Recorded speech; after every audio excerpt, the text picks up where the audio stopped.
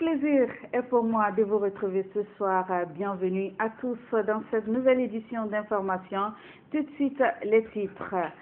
Le directeur des unités d'intervention de la police a réconforté par la jeunesse de Konya après les menaces reçues par les natifs de Garagela. Elle a fait savoir ce samedi lors d'un meeting à Conakry. Et puis, le gouvernement et ses partenaires s'activent pour trouver une solution au problème récurrent du chômage en Guinée. C'est dans ce cadre qu'un vaste programme de formation a été entrepris en faveur de 5000 jeunes et de groupements féminins. La formation s'étendra sur l'ensemble du territoire national. Voilà, mesdames et messieurs, ce qui fait la une de l'actualité d'aujourd'hui. Une fois encore, bonsoir et bienvenue à tous. Pour commencer, le président de l'UFR était hier vendredi à Kaloum pour visiter le nouveau siège offert par les membres des 4 sections du parti. Une visite qui s'est transformée en une campagne.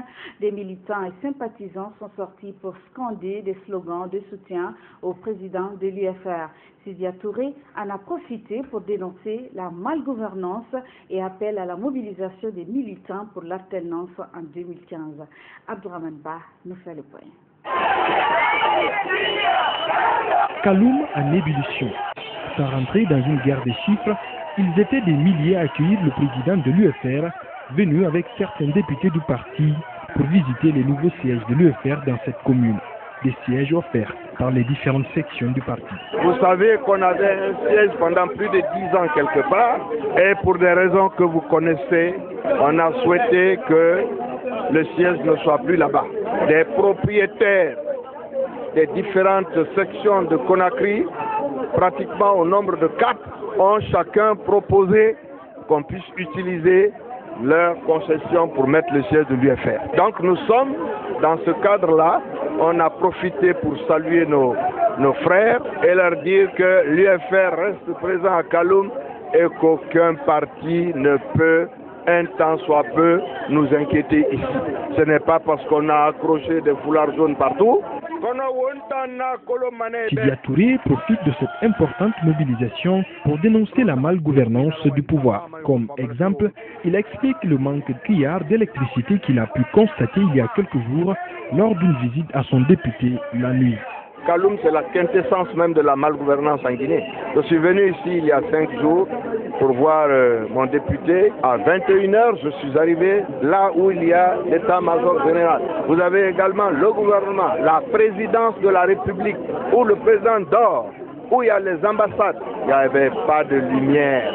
Dans toute la ville, c'était l'obscurité totale. Et on m'a dit que c'était pratiquement comme ça tous les jours. Toujours s'adressant aux militants, Sidia Touré les appelle à se mobiliser pour l'alternance en 2015. En 2015, nous allons à l'alternance. Et Kaloum sera le fer de lance de cette alternance-là. Je leur ai dit que ce qui est arrivé aux élections législatives, on ne l'acceptera plus. Pour compter 135 bureaux de vote, il nous a fallu 12 jours. En prélude du scrutin présidentiel du 11 octobre prochain, les cadres du RPG Arc-en-Ciel multiplient les tournées dans leur localité d'origine pour faire de la remobilisation des troupes derrière le parti présidentiel.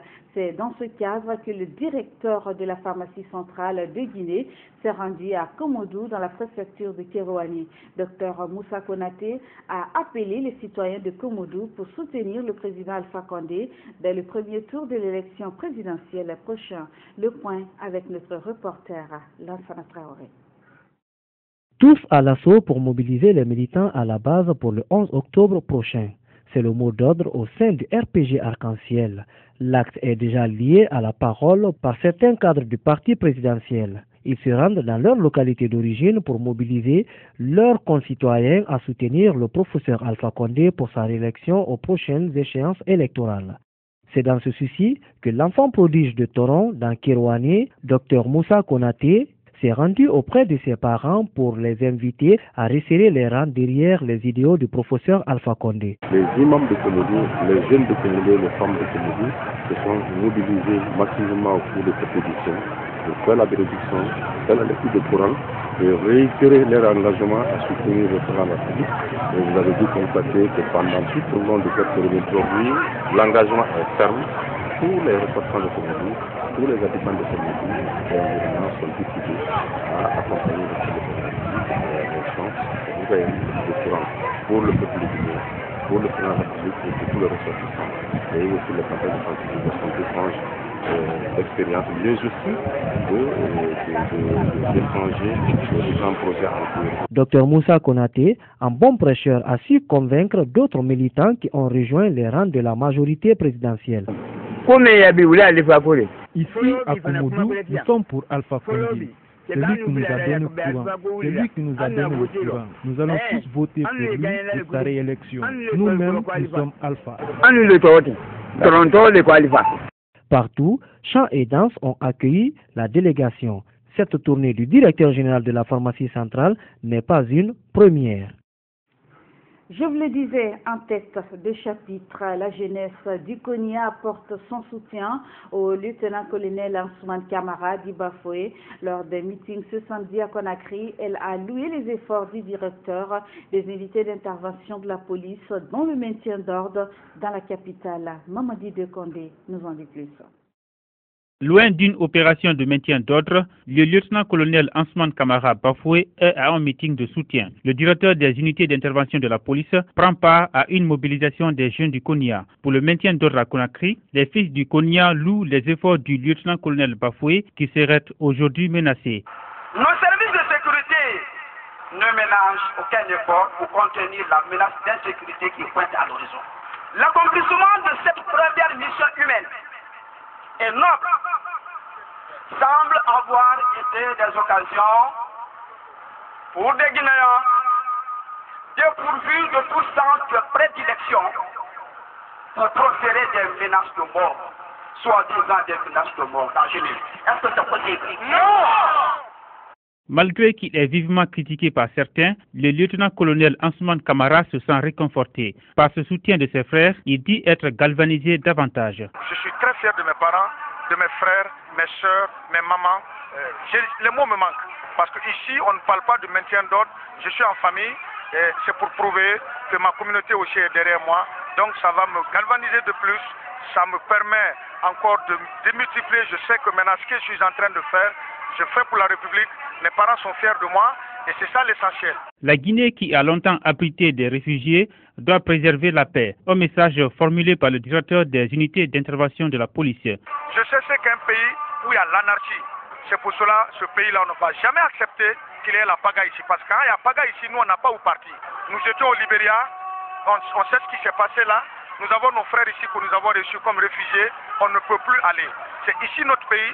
Soit on meurt ici ou il y a la paix en Guinée. C'est ça ou c'est pas ça. À travers ce meeting de soutien à Bafoué, les fils du Konya ont réaffirmé leur engagement à accompagner le professeur Alpha Condé lors de la présidentielle de 2015. Sur un tout autre plan, la Confédération syndicale autonome des travailleurs et retraités de Guinée est désormais affiliée à la Fédération syndicale mondiale.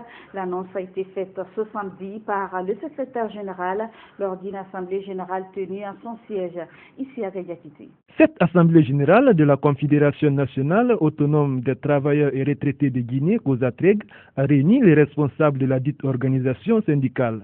Prenant la parole, le chargé de négociation de la structure a fait le compte-rendu des festivités du 1er mai, date de la fête internationale des travailleurs. Pour Laye Konaté, la célébration de cette fête a été une réussite en Guinée. La mobilisation de Matam a eu à boucher ces petits trous, alors ça n'a jamais été constaté. La salle était archi-comble. Tout y était. C'était la première fois, depuis la naissance de la COSATREG, c'était la première fois qu'on soit encore dans la grâce de l'autorité à nous permettre d'être quelque part en lieu public, manifester notre joie. On a été toujours bafoué, on a été toujours humilié, on a été toujours exclu.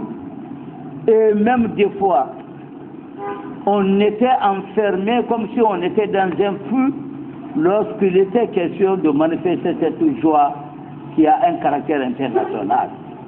Mais cette année donc, grâce à vous, grâce à votre mobilisation, grâce à votre volonté, grâce à vos instructions, grâce à votre vigilance, alors on a été toléré et la fête a été faite et elle fut belle. Ensuite, l'honneur est revenu au secrétaire général de la COSATREG d'annoncer l'affiliation de sa structure à la Fédération syndicale mondiale qui regroupe 116 pays. Et aujourd'hui, affilié à la Fédération syndicale mondiale.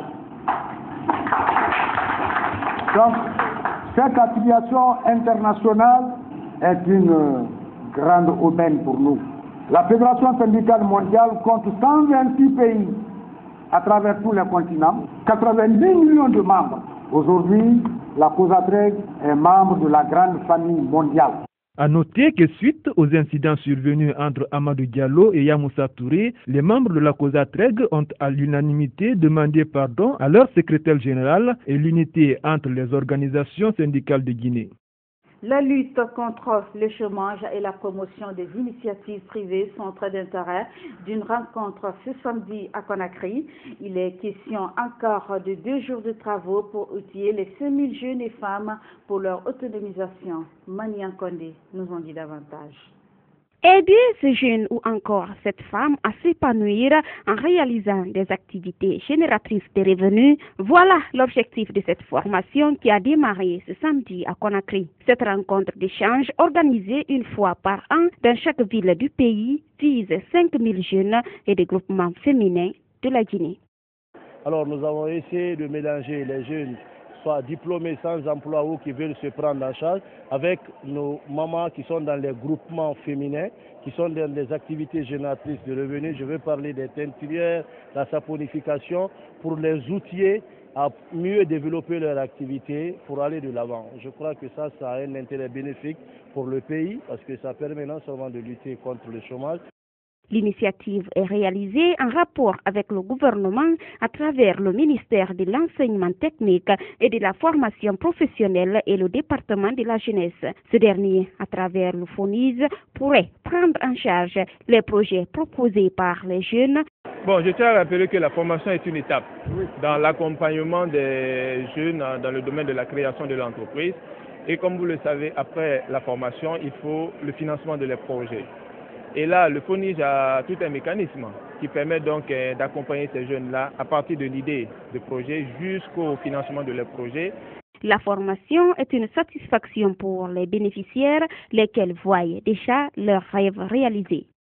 Vous savez aujourd'hui que le pays, d'abord, le gouvernement emploie moins de jeunes. Donc, après la formation ici, que nous serons maintenant où chercher les fonds et faire nos propres projets et chercher maintenant à appeler d'autres jeunes à venir travailler avec nous, même plus l'État. Au sortir de cette salle, nous ferons la restitution au niveau de toutes ces ONG. Participer au montage d'un projet est très important. Savoir le faire, n'en parlons pas, parce qu'on ne défend mieux que ce que l'on connaît. Si le problème d'emploi se pose à ce jour avec acuité, force est de reconnaître que le développement des initiatives privées reste encore une préoccupation, d'où l'intérêt de cette rencontre dont la finalité reste l'autonomisation des jeunes et femmes de Guinée. Entrepreneuriat, leadership et initiation aux réalités de l'emploi, ces sujets ont été largement abordés ce samedi au cours d'une conférence au débat au lycée Kipé dans la commune de Ratoman. C'est une initiative de la Direction nationale de l'emploi jeune et l'ambassade des États-Unis. Iziatou Diallo. Comment initier ces futurs cadres du pays aux réalités de l'emploi et au leadership? Tel est le but de cette conférence débat animée par l'ambassade des États-Unis et des cadres du ministère de la Jeunesse et de l'Emploi. J'ai été invitée aujourd'hui pour échanger avec les jeunes lycéens de Kipé sur le thème formation, employabilité et défis du marché. Donc c'est ce qui en fait a expliqué cette conférence de ce jour. Au cours de cette conférence débat, la formation, l'employabilité et des stratégies pour relever les défis du marché de l'emploi ont été les principaux thèmes développés. Initier les élèves, les étudiants aux réalités du marché de l'emploi, améliorer leur employabilité, leur donner des conférences sur le thème de l'employabilité, créer des salons de l'emploi. Ces lycéens ont bien apprécié la qualité de la conférence et ils disent avoir reçu des nouvelles connaissances dans le domaine de l'emploi. J'ai appris au cours de cette conférence comment procurer le leadership en soi, comment faire face aux emplois. Après le cycle universitaire et avec les relations professionnelles qu'on a eu à avoir, et on peut même se créer des entreprises sans réellement se confier à l'État. Cette conférence débat a pris fin par une remise de quelques livres aux élèves du lycée Kipé et la prise d'une photo de famille. Sur un tout autre plan, les étudiants sortant de la session 2014 de l'Institut universitaire Subticom ont reçu leur diplôme ce samedi à l'INRAP. La cérémonie de remise a mobilisé des responsables de l'Institut supérieur d'information, des technologies de la communication et management, des parents d'étudiants et la représentante du parrain de la promotion, Maurice Sidibé. Après 3 ans de formation à l'Institut supérieur d'informatique, des technologies de la communication et du management, les étudiants sortant de la session 2014 ont officiellement reçu leur diplôme. Les enseignants ont mis le paquet pour faire de vous des sortants de qualité. Parce que quand on entend par produit fini, c'est qu'il est consommable.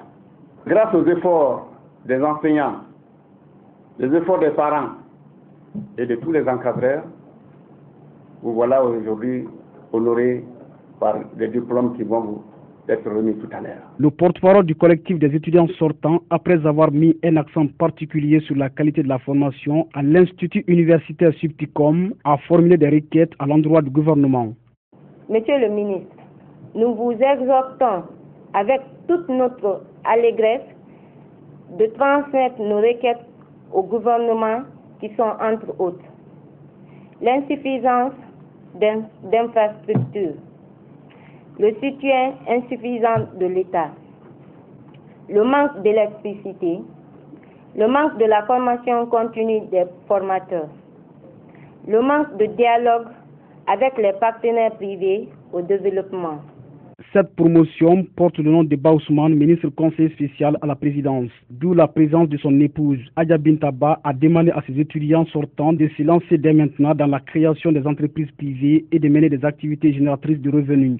Dans les pays anglophones, dès que les gens finissent l'école, ils se mettent en groupe pour pouvoir faire quelque chose. Et c'est ce que je ne vois pas en Guinée ici. Nous, on essaye de faire ça avec les femmes. Depuis sa création en 2006, l'Institut universitaire Subticom a formé 5 promotions et celle sortante est la 6e à être livrée sur le marché de l'emploi.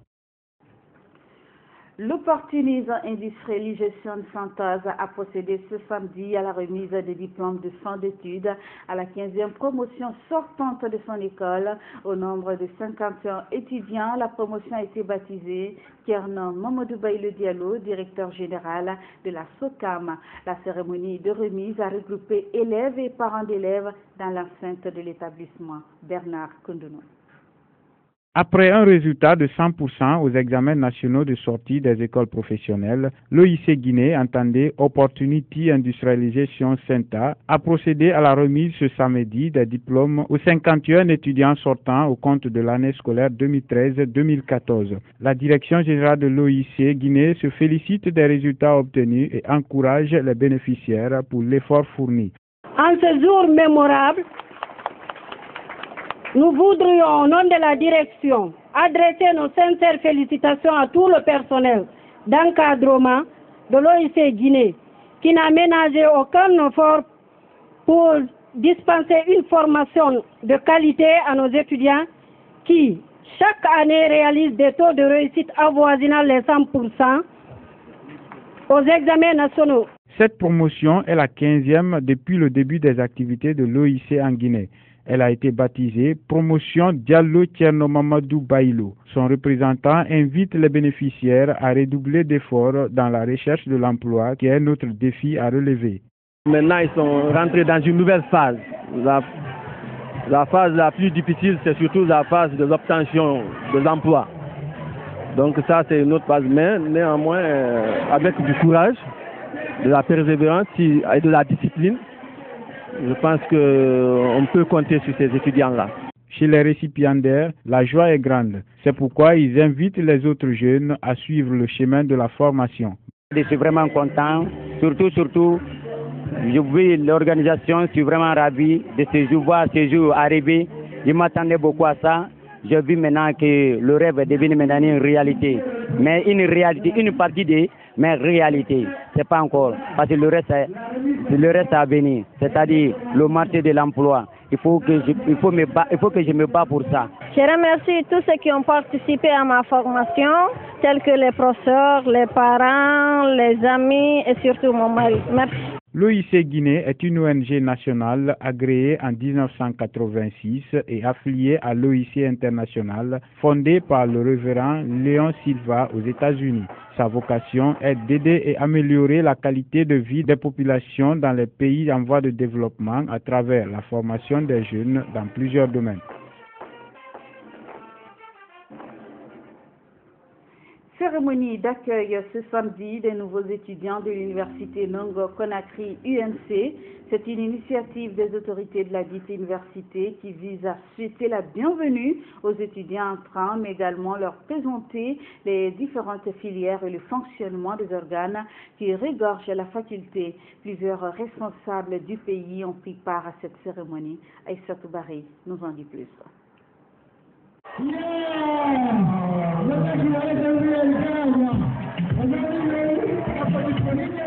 C'est dans une ambiance festive que la journée d'aujourd'hui a été spécialement consacrée aux étudiants en licence 1 de l'université Nongo Conakry. Devenue une coutume, cette célébration consiste pour les organisateurs de souhaiter la bienvenue aux concernés d'une part et d'autre part présenter les différents organes et départements qui constituent la faculté, mais aussi mettre à la connaissance du public les 10 programmes de licence, notamment le droit, les sciences politiques, le commerce international et ceux des masters, souligne le numéro 1 de la dite université. Aujourd'hui, c'est la journée d'accueil des nouveaux étudiants. Chaque année universitaire, on convoque tous les nouveaux étudiants pour les souhaiter la bienvenue. On profite de l'occasion aussi de les présenter l'ensemble du personnel de l'UNC, les expliquer un peu le fonctionnement de toutes les facultés, comment les facultés fonctionnent, le mode universitaire, parce que comme vous le savez, c'est des étudiants qui viennent fraîchement de lycée, ils ne connaissent pas parfaitement le fonctionnement de l'université. Alors, il est de notre ressort de les mettre un peu dans le bain. Pour sa part, la porte-parole des étudiants de la première année s'est réjouie de l'initiative. Elle invite la jeunesse à s'inscrire à l'UNC en vue d'acquérir une bonne formation avant de demander à ses amis de préserver une bonne image de leur institution tout en préparant leur avenir. C'est une cérémonie qui m'a quand même trop marqué. Ça m'impressionne sur le nombre d'étudiants qui sont là présents et puis l'assistance aussi. C'est ici qu'on apprend son métier de la vie. Donc je demande à tout un chacun de prendre le sérieux à l'université et puis préparer son avenir. Présent également à cette rencontre qui a mobilisé certains responsables du pays et des différents chefs de département de la dite université, le ministre de la Jeunesse et de l'Emploi a mis un accent sur la place de l'éducation dans un pays après avoir présidé l'inauguration du nouveau terrain de basket de l'UNC. La Guinée de demain sera une Guinée heureuse quand on aura suffisamment de jeunes instruits, de jeunes qui ont fini l'université et qui sont prêts à donner leur temps et leur vie à leur nation. Donc, pour sortir de l'ignorance, il faut l'éducation. Et c'est toujours heureux de savoir que les gens s'investissent dans l'éducation. La cérémonie d'accueil des étudiants de la première année s'est achevée par des prestations artistiques haut de gamme. Un mot de santé dans cette édition d'information. La neurochirurgie est une discipline qui consiste à préserver l'intégrité du cerveau, de la moelle épinière et des structures osseuses, les protégeant. Une discipline mal ou peu connue en Guinée. Quels sont les problèmes de santé publique relevant de la neurochirurgie et quel en est l'état des lieux en Guinée? Élément de réponse dans ce reportage de notre reporter Marichela Fofana. En Guinée, 84% des cas de décès dans les services d'urgence des centres hospitaliers sont dus au traumatisme crânien. Cela s'explique par le fait que la plupart des patients victimes des pathologies vecteurs de ces traumatismes ne suivent pas un traitement neurochirurgical, traitement qui vise à préserver l'intégrité du cerveau, de la moelle épinière et des structures osseuses qui les protègent. Vous avez la traumatologie qui est notre principale activité en Guinée. La traumatologie de la colonne vertébrale, par exemple, lorsque deux vertèbres se cassent et qu'elles menacent la moelle épinière, donc c'est à nous d'aller mettre des vis et des plaques pour que la colonne vertébrale revienne là où elle est et préserver la moelle épinière. Tout ce qui est accident avec point d'impact crânien et au niveau du dos, ça fait partie de notre travail. Donc que ce soit les accidents du travail, les accidents domestiques, comme on appelle les accidents de la voie publique. Spécialité peu connue, sous-équipée et mal intégrée dans les circuits de soins guinéens, seulement 3 neurochirurgiens reconnus exercent dans le pays. Il y a 3 neurochirurgiens, il y a 2 services qui fonctionnent pas autant qu'ils auraient dû fonctionner dans un pays où il y a quand même plus de 10 millions d'habitants. Donc il y a un déficit et de connaissances, déficit et de confiance. Donc nous avons un gros travail à faire en nous faisant connaître notre discipline à nos collègues et aux patients, pour leur montrer qu'il y a énormément de choses que nous pouvons faire ici, sur place, avec un minimum d'aide, que ce soit non gouvernemental ou gouvernemental, pour avoir un soutien budgétaire. Les traumatismes neurochirurgicaux peuvent être évités en respectant certaines mesures de sécurité. Le port de la ceinture de sécurité pour tous les passagers. À la rigueur, ceux qui sont derrière, on peut accepter, mais le passager qui est au côté droit doit porter obligatoirement. Il faut que la police verbalise même celui qui ne porte pas la ceinture de sécurité. Enfin, les motards, 2 motards qui n'ont pas de casque, c'est des patients potentiels. Ça. Tôt ou tard, ces gens-là vont arriver en neurochirurgie et malheureusement dans un état pour lequel on ne pourra rien faire pour eux.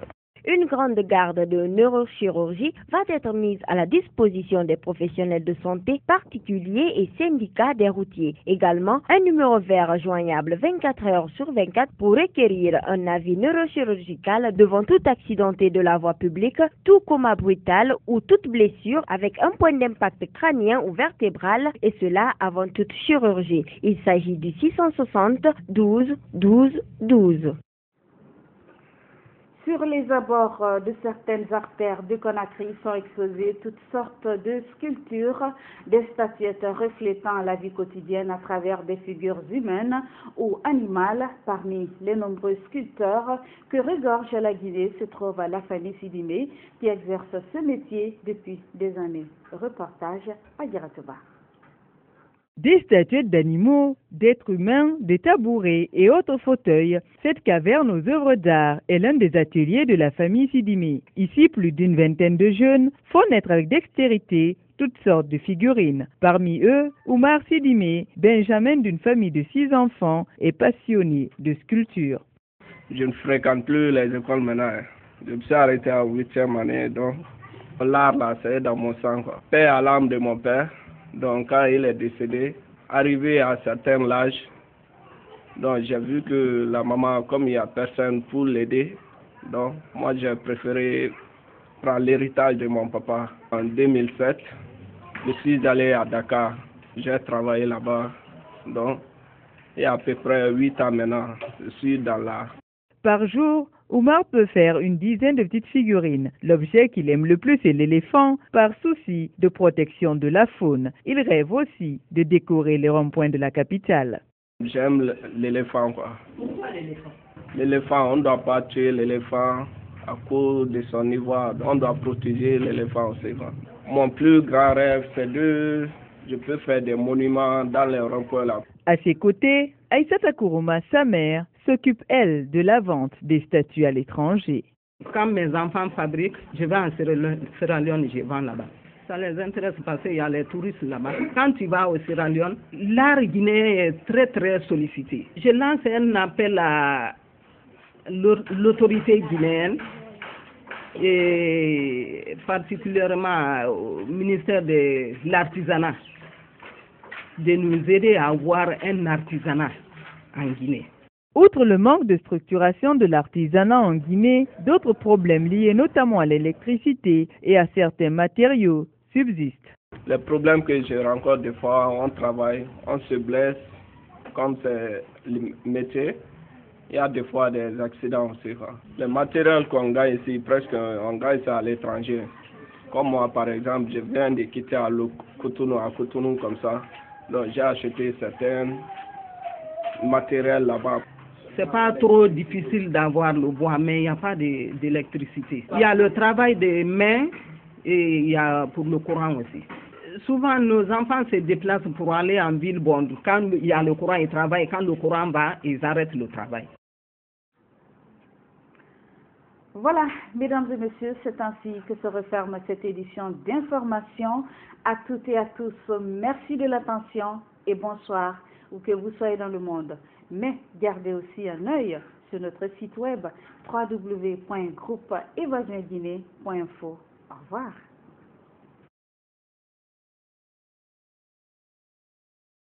Thank you.